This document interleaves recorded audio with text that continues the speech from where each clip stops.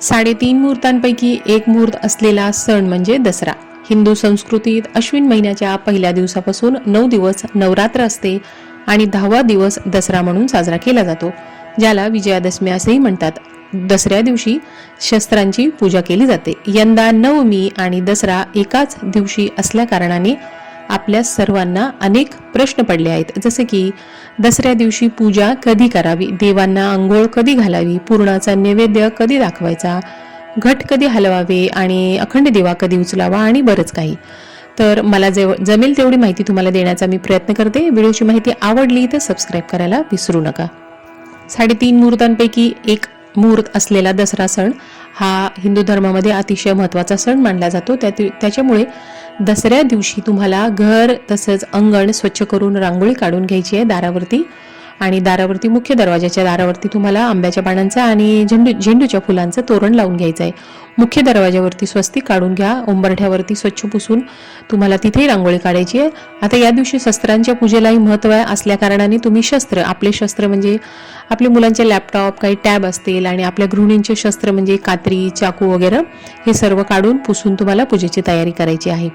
आणि या दिवशी वाहनांची पूजा सुद्धा केली जाते, त्याच्यामुळे वाहनही अगदी स्वच्छ धुवून पुसून त्यांची सुद्धा तुम्हाला गंध, फूल, हार घालून पूजा करायची आहे. आणि देवघरातले देव, आता पूजेबद्दल सांगते की तुम्हाला देवघरातले देव जे आहेत हे सर्व काढून घ्यायचे, व्यवस्थित तिथले सर्व निर्माल्य स्वच्छ करायचे, देवघर पुसून स्वच्छ करून घ्यायचे खालून वरून आणि रांगोळी काढायची. आणि देव सगळे काढून या दिवशी स्वच्छ पाण्याने पंचामृताने तुम्हाला अभिषेक घालून घ्यायचा आहे. जागेवर त्यांची मांडणी करून गंध, अक्षता, फुलं वाहून तुम्हाला पूजा करायची आहे. धूप दीप दाखवून तुम्हाला पंचोपचारे पूजा करून घ्यायची आहे. आणि कुटुंबातल्या सर्व सदस्यांनी एकत्रित येऊन आरती करायची आहे आणि आपट्यांचे पानं देवांना अर्पण करून मोठ्यांना देऊन आशीर्वाद सुद्धा घ्यायचा आहे. आणि या दिवशी आपल्या ग्रंथांची पूजा सुद्धा महत्त्वाची मानली जाते, त्याच्यामुळे तुमचे काय ग्रंथ असतील ते सुद्धा या दिवशी पाटावर चौरंगावर देवघरापुढे मांडायचे आणि त्यांची सुद्धा गंध, अक्षता, फुले वाहून पूजा करून त्यांनाही धूप दीप ओवाळून घ्यायचा आहे. आता ही दसऱ्याची पूजा विधी तुम्हाला थोडक्यात सांगितली. आता महत्वाचं की यंदा 2024 मध्ये अष्टमी तिथी ही शुक्रवारी 11 ऑक्टोबरला सरकली आहे. म्हणजे तसं तर 3ला आपले घट बसले होते, म्हणजे नवरात्राला सुरुवात झाली होती, त्याप्रमाणे 10 ऑक्टोबर रोजी अष्टमीचा दिवस मानला जातो. पण या वर्षी शुक्रवारी 11 ऑक्टोबरला अष्टमी तिथी सरकली, त्याच्यामुळे नवमी तिथी एक दिवस पुढे म्हणजे 12 ऑक्टोबर शनिवारी सरकली आहे. तर नवमीची जी तिथी आहे ती 11 ऑक्टोबर शुक्रवारी 12:06 सुरू होणार आहे आणि शनिवारी 12 ऑक्टोबर रोजी 11 वाजेपर्यंत म्हणजे सकाळी 11 वाजता शनिवारी 12 तारखेला नवमी तिथी असणार आहे. आणि महानवमी जो आपण म्हणतो हा नवरात्रीचा शेवटचा दिवस असल्या कारणाने कोणती कामे शुक्रवारी करावी आणि कोणती कामे शनिवारी करावी हा प्रश्न आपल्या सर्वांनाच पडला आहे. आता हे पहा, ज्यांच्याकडे घटस्थापना केली जाते त्यांच्यासाठी सांगते की घट हलवणे आणि घट विसर्जन करणे या 2 वेगवेगळ्या विधी आहेत. आता प्रत्येकाने आपापल्या कुळाचार कुळधर्माप्रमाणे या विधी पार पाडायचे आहेत. आता ज्यांना माहिती नाही त्यांच्यासाठी सांगते की आता शुक्रवारी जी आहे 11 ऑक्टोबर रोजी तर नवमी तिथी तुम्हाला म्हणजे 11 वाजता सुरू होणार आहे. तर ज्यांच्याकडे नवमीच्या दिवशी घट हलवण्याची पद्धत आहे आणि पूर्णावरणांचा स्वयंपाक सुद्धा नवमीला केला जातो, तर त्यांनी त्यांच्या पद्धतीप्रमाणे शनिवारी 12 ऑक्टोबर रोजी सकाळी 11च्या आत घट हलवायचे आहेत. म्हणजे नवमी तिथी शुक्रवारी सुरू होणार आहे 11ला, पण नवमी उदय तिथीनुसार नवमी तिथी 12 तारखेलाच असणार आहे. त्याच्यामुळे शनिवारी 12 ऑक्टोबर रोजी तुम्हाला जर तुमचे घट हलवायचे आहेत किंवा पुरणाचा स्वयंपाक तुमच्याकडे नवमीला दाखवायची पद्धत आहे तर तुम्ही शनिवारी 11च्या आत तुम्हाला या विधी करून घ्यायचे आहेत. आता उपवासाबद्दल सांगते की आता 9 दिवसाचे जे काही जण उपवास करतात तर त्यांनी 9 दिवसाचे उपवास जर नवमी दिवशी सोडतात म्हणजे नवमीला ते जेवण करतात, अन्नपदार्थ खातात, तर नवमीला जर तुमच्याकडं उपवास सोडण्याची पद्धत असेल तर शनिवारी सकाळी 11 पर्यंत नवमी तिथी असल्या कारणाने 11च्या आत तुम्ही उपवास सोडू शकता. पण ज्यांच्याकडे दसऱ्याच्या दिवशी घट उचलण्याची, घट हलवण्याची किंवा उपवास सोडण्याची पद्धत आहे त्यांनी शनिवारी 11च्या नंतरच या सर्व विधी पार पाडायचे आहेत. एकंदरीत एक गोष्ट लक्षात घ्या की शनिवारी 11 पर्यंत नवमी तिथी असणार आहे, त्यामुळे नवमीला केले जाणाऱ्या विधी कुलाचार हे शनिवारी सकाळी 11 पर्यंत तुम्ही करू शकता. आणि दशमीला तुमच्याकडे जे विधी केले जातात ते शनिवारी 12 ऑक्टोबर रोजी सकाळी 11च्या नंतर दशमी तिथी सुरू होणार आहे.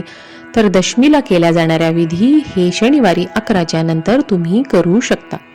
आता दसऱ्या दिवशी पूजा विधी म्हणजे पूजा आपली देव हलवण्याबद्दल थोडक्यात माहिती सांगते की काही ठिकाणी 9 दिवस देवपूजा केली जात नाही. म्हणजे घट बसवतात ते देवघरापुढेच बसवतात.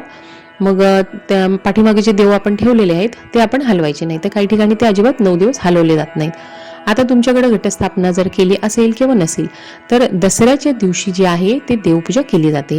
तर मग तुम्ही जर दररोज देवपूजा करत असाल तर तुम्ही कोणत्या वेळेला तुम्ही देवपूजा करायची तर याला काही बंधन नाही. कारण तुम्ही दररोज जर देव हलत असाल तर दसऱ्या दिवशीही तुम्ही सकाळी उठून देवपूजा करू शकता. पण नवरात्रात तुम्ही 9 दिवस जसे घट बसवले तसे तुम्ही जर देव हलवले नाही आणि घटस्थापना नाही तरी सुद्धा तुम्ही जर देव हलवले नसतील तर दसऱ्याच्या दिवशी म्हणजे शनिवारी तुम्ही 11 पर्यंत नवमी तिथे असणार आहे. तर तुम्ही देवपूजेसाठी शनिवारी 11च्या नंतर तुम्हाला देवपूजा करायची आहे. म्हणजे आता तुम्ही घटस्थापना केली नाही, अखंड दिवा लावला आहे आणि तुम्ही 9 दिवस देव हलवले नसतील तर तुम्ही शनिवारी 11च्या नंतर देवपूजा करा. आणि याच दिवशी आता घटस्थापना केली नाही आणि तुम्ही पुरणाचा नैवेद्य तुम्ही दशमीला जर दाखवत असाल तर शनिवारी सकाळी 11च्या नंतर तुम्ही देवपूजा करा. जसे मी तुम्हाला छान सांगितले देवपूजाचे विधी त्या पद्धतीने तुम्ही देवपूजा करा. पूर्णावरणाचा स्वयंपाक करा. गोड पदार्थ तुमच्याकडे पद्धत असेल तर ते बनवा. सात्विक जेवण जे तुम्ही बनवता ते बनवा आणि देवाला दाखवा. आणि तुमच्याकडे नवमीला जर पद्धत असेल तर तुम्ही नवमीच्या दिवशी म्हणजे 11च्या आत म्हणजे शनिवारी 11 वाजेच्या आधी तुम्ही उपवास सोडत असाल तर उपवास सोडून घ्या. पुरणाचा नैवेद्य दाखवायचा असेल तर पुरणाचा नैवेद्य दाखवून घ्या. इतर काही विधी ज्या नवमीच्या आहेत ते तुम्हाला 11च्या आत उरकून घ्यायचे आहेत आणि दशमीच्या विधी तुम्हाला सकाळी 11च्या नंतर तुम्हाला करायचे आहेत. आता अखंड दिवा ज्यांनी लावलाय त्याच्याबद्दल सांगते. ज्यांनी घटस्थापना केली आहे त्यांनी अखंड दिवा लावलाय तर घराबरोबर तुम्हाला अखंड दिवा हलवायचा आहे नवमीला किंवा दशमीला ही तुमच्या पद्धतीप्रमाणे. नवमीला असेल तर 11च्या आत, दशमीला असेल तर 11च्या नंतर. आता ज्यांनी घटस्थापना केली नाही आणि अखंड दिवा ठेवला आहे तर त्यांच्यासाठी सांगते की तुम्ही दसऱ्याच्या दिवशी म्हणजे शनिवारी 11च्या आत तर तुम्हाला दिवा विझू द्यायचा नाही. 11च्या नंतर सुद्धा आता दिव्यामध्ये आपण तेल भरपूर घालतो. दिवा आकाराने थोडा मोठा असल्या कारणाने त्याच्यामध्ये तेल असतंच.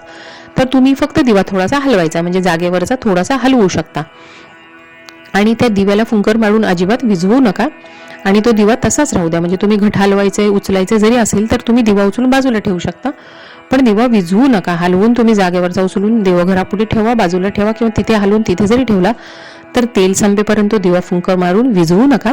आणि तुम्हाला उचलून ठेवायचा असेल घट, तुम्हाला सगळी विधी काढायची असेल, तुमच्याकडे जर नवमीला काढण्याची पद्धत असेल तर तुम्ही सगळं काढा आणि दिवा तिथे छोट्या चौरंगावर पाटावर तुम्ही मांडून ठेवा आणि नंतर त्याला पूर्ण शांत्या झाल्यानंतर त्याला उचलू शकता. आणि दसऱ्याला जर उचलायची पद्धत आहे तर 11च्या नंतर तुम्ही कधीही दिवा हलवू शकता आणि तेल संपल्यानंतर त्या दिव्याला तुम्ही उचलू शकता. तर नवमी आणि दसरा या दोन ज्या तिथी आहेत एकत्र आल्यामुळे संभ्रमात न पडता फक्त एवढं लक्षात घ्या की शनिवारी 11च्या आत नवमीच्या विधी करा आणि शनिवारी सकाळी 11च्या नंतर दशमीच्या ज्या विधी आहेत ते तुम्हाला दसऱ्याच्या सर्व क्रिया 11च्या नंतर तुम्हाला करायचे आहेत.